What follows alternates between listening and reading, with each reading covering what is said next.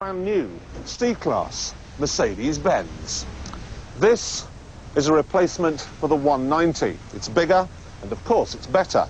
And at £17,600 it's just about the same as a BMW 318i. The question is it any good?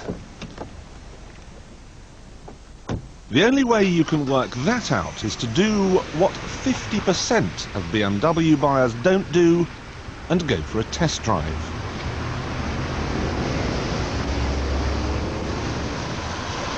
The first thing that will put our young friend off the Mercedes is the styling. From most angles it looks as statesmanlike and as dignified as all the other Mercedes-Benzes, but from the back it's just plain ugly, even, dare I say it, a little Vauxhall Belmont-ish.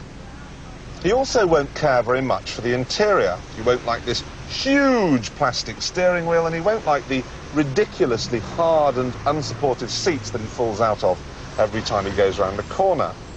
He won't like the acres of black plastic, which on the more expensive models are where you find all the knobs and buttons. He won't like the lack of a sunroof, and he'll be completely baffled by these strange windy things in the doors.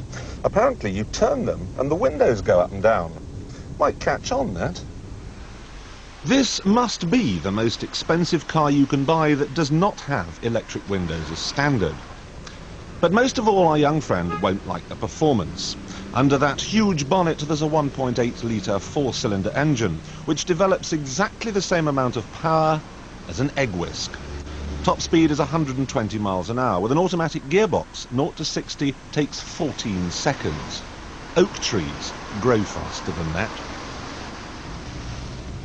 If Mercedes were gunning for the swooping young BMW driving ad man, then they have failed comprehensively and miserably. But I don't think they were. In order to find out what this car is all about, we need to go right back to the beginning and start again.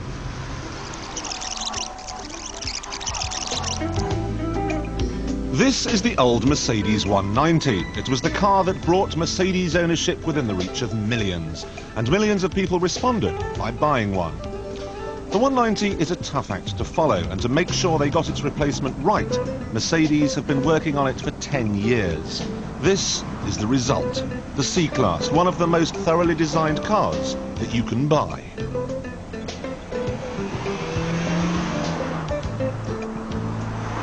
Most car-related advertising slogans are claptrap, but this really is engineered like no other car. And that badge way down there at the end of the bonnet serves as a constant reminder that life is treating you well. According to a recent European survey, a Mercedes is the most prestigious car on the market. And then there's the interior. No, it isn't very well equipped, but what you do get is beautifully screwed together. Every switch, every knob feels like it will last for 100 years. Buy this car when you retire and it will still be in perfect working order until way past your sell-by date. It is a slow car, but it's fast enough. It will cruise effortlessly at 70 miles an hour with not a hint of wind noise, just the gentle sound of Radio 2 to keep you awake. It won't break the bank either. It will return 28 mpg on average, and after 3 years and 40,000 miles, it will only have lost 45% of the initial purchase price.